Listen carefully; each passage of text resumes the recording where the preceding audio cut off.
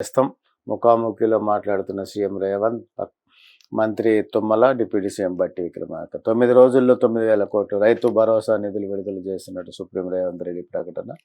రైతు ఆశీర్వాదం లేకపోతే ప్రభుత్వాన్ని నడపలేం. 18 నెలల్లోనే అన్నదాతల సంక్షేమానికి 1,00,000 కోట్ల ఖర్చు. నాడు వరి వేస్తే ఊరి అన్నోళ్ళు ఇప్పుడు రైతుల పేరిట నాటకాలు ఆడుతున్నారు. 10 ఏండ్లు పాలించి 100 ఏండ్ల విధ్వంసం సృష్టించారు. భార్యాభర్త ఫోన్లను ట్యాప్ చేశారు. ఇందిరమ్మ రాజ్యంలో ప్రజలకు స్వేచ్ఛ, సామాజిక న్యాయం, చావుల పునాదులపై అధికారంలోకి రావాలని బీఆర్ఎస్ కుట్ర పన్నుతున్నదానిపై రైతు నేస్తం ముఖాముఖిలో పాల్గొన్న ముఖ్యమంత్రి. ఇది ప్రధానంగా ముఖ్యమంత్రి రేవంత్ రెడ్డి బీఆర్ఎస్ మీద చేసే విమర్శలు. అందులో ముఖ్యంగా ఆ రోజు గతంలో వరి వేస్తే ఉరి అన్నోళ్లే ఇప్పుడు రైతుల పేరిట నాటకాలు ఆడుతున్నారని, 10 ఏండ్లు పాలించి 100 ఏండ్ల విధ్వంసం సృష్టించారన్నారు. అదేవిధంగా ప్రధానంగా భార్యాభర్తల ఫోన్లు ట్యాప్ చేశారు. ఏదైతే ఫోన్ ట్యాపింగ్ వివాదంలో ప్రధానంగా విచారణ కొనసాగుతున్న నేపథ్యం, ఈ సందర్భంగా భార్యాభర్తల ఫోన్లు కూడా ట్యాపింగ్ చేశారని బీఆర్ఎస్ మీద ఆరోపణలు, విమర్శలు ముఖ్యమంత్రి చేసిన నేపథ్యం ఉంది. అదేవిధంగా రైతు భరోసా నిధులు విడుదల చేస్తున్నట్టుగా ప్రకటించిన రేవంత్ రెడ్డి 18 నెలల్లోనే 1,00,000 కోట్ల రూపాయలు రైతులకి సహాయం చేసినట్టుగా ప్రకటించారు. అదేవిధంగా రైతు మద్దతు లేకపోతే అసలు ఆ ప్రభుత్వం మనుగడే సాధ్యం కాదని, రైతులతోటే ప్రభుత్వం మనుగడ సాధ్యమని, వారి సహకారం పూర్తిగా అవసరం అనేది కూడా ముఖ్యమంత్రి రేవంత్ రెడ్డి మాట్లాడారు.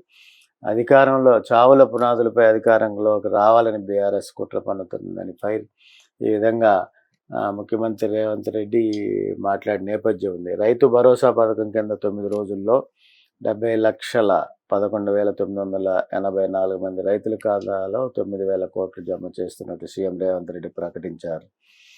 రైతు నేస్తం వేదిక నుంచి ఆయన ఆన్లైన్లో స్విచ్ నొక్కి రైతుల బ్యాంకు ఖాతాలో నిధులు జమ చేశారు. ఈ సందర్భంగా రైతులతో ముఖాముఖి నిర్వహించారు. నెత్తి మీద అప్పు, చేతిలో చిప్ప పెట్టారు. 10 ఏండ్ల పాలనలో నెత్తి మీద అప్పు, చేతిలో చిప్ప పెట్టారని, వాళ్ళు 10 ఏండ్లలో చేసిన విధ్వంసం వల్ల 100 ఏళ్ళైనా కోలుకునే పరిస్థితి ఏర్పడింది.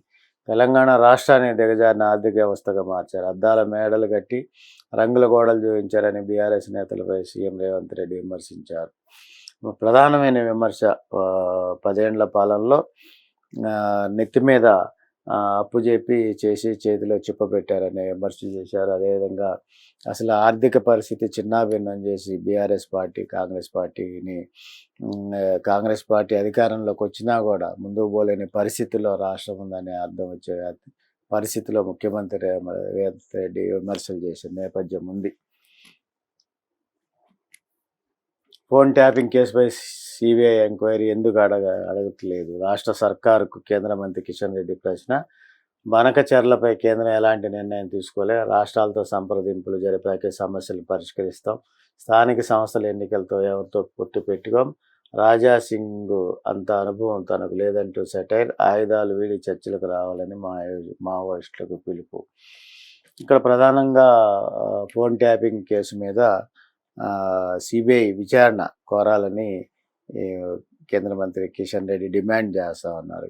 సిబిఐ విచారణ తప్పనిసరిగా అడగాలని, ఎందుకు అడగట్లేదు అనేది కూడా రాష్ట్ర ప్రభుత్వాన్ని కేంద్ర మంత్రి కిషన్ రెడ్డి ప్రశ్నించిన నేపథ్యం ఉంది. అదేవిధంగా రాజాసింగ్ సంబంధించిన అంశంలో కూడా అంత అనుభవం తనకు లేదని ప్రస్తావించారు.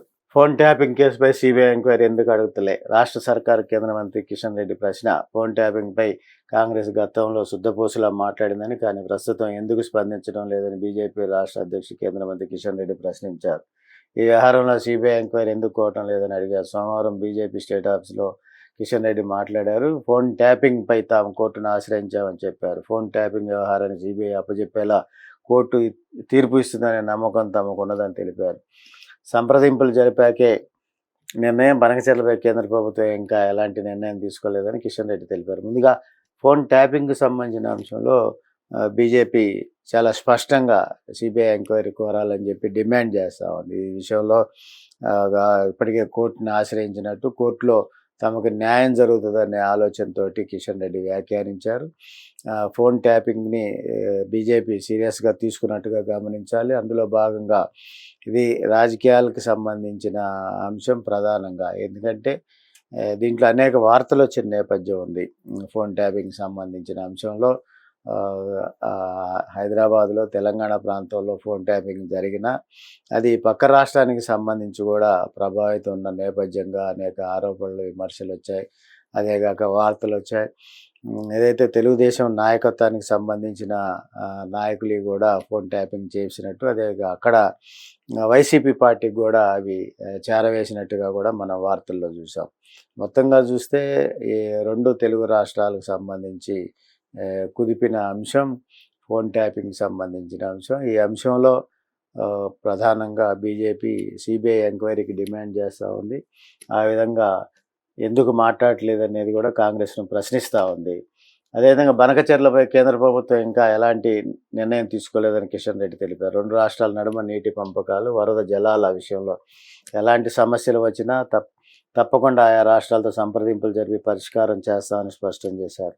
ఇప్పటి వరకు ఏపీ, తెలంగాణ నుంచి ఎలాంటి సమాచార మార్పిడి జరగలేదని, ఇద్దరు సీఎంలు చర్చించుకోవాల్సిన అవసరం ఉందన్నారు. తెలంగాణ ప్రజల హక్కులను కాపాడే విషయంలో రాష్ట్రానికి న్యాయం జరిగేలా చర్చలు తీసుకునేందుకు కేంద్ర జలశక్తి మంత్రికి లేఖ రాయాలని సీఎం రేవంత్ రెడ్డి డిమాండ్ చేశారు. ఈ విషయంలో లేఖ రాయడంతో పాటు కేంద్ర జలశక్తి మంత్రిత్వ శాఖ ద్వారా ఏపీ సీఎంను తెలంగాణ సీఎం పిలిచి మాట్లాడేలా చొరవ తీసుకోవాలని సూచించారు. కాళేశ్వరం అంశంపై బీజేపీ ఎప్పుడు ఒక మాట మీదే ఉందని, దీనిపై తాము మొదటి నుంచి సిబిఐ ఎంక్వైరీ డిమాండ్ చేస్తున్నామని చెప్పారు. ప్రధానంగా ఇక్కడ బనకచెర్ల కేంద్రం అంశంపై కేంద్రం ఎలాంటి నిర్ణయం తీసుకోలేదని చెప్పి కిషన్ రెడ్డి చెప్పారు. ఇదే విధంగా కేంద్ర జలశక్తి మంత్రికి లేఖ రాయాలని రేవంత్ రెడ్డికి సూచనలు చేశారు. కేంద్ర జలశక్తి మంత్రి 2 రాష్ట్రాల ముఖ్యమంత్రితో చర్చించి ముందుకు పోవాలనేది కూడా సూచించడం జరిగింది. స్థానిక ఎన్నికలపై నిర్ణయం సంతోషకరం. రాష్ట్ర ప్రభుత్వ స్థానిక సంస్థలపై ఎన్నికల నిర్వహణకు ముందుకు రావడం సంతోషకరమని కిషన్ రెడ్డి పేర్కొన్నారు. స్థానిక సంస్థల ఎన్నికల్లో అన్ని స్థానాల్లో స్వతంత్రంగా పోటీకి దిగుతామని తెలిపారు. గణనతో పాటు కులగణన చేపట్టాలని కేంద్రం చారిత్రాత్మక నిర్ణయం తీసుకుందని చెప్పారు. డిజిటల్ విధానంలో ఈ ప్రక్రియ కొనసాగుతుందని తెలిపారు. కాగా మావోయిస్టులు ఆయుధాలు వీడి చర్చలకు రావాలని పిలుపునిచ్చారు.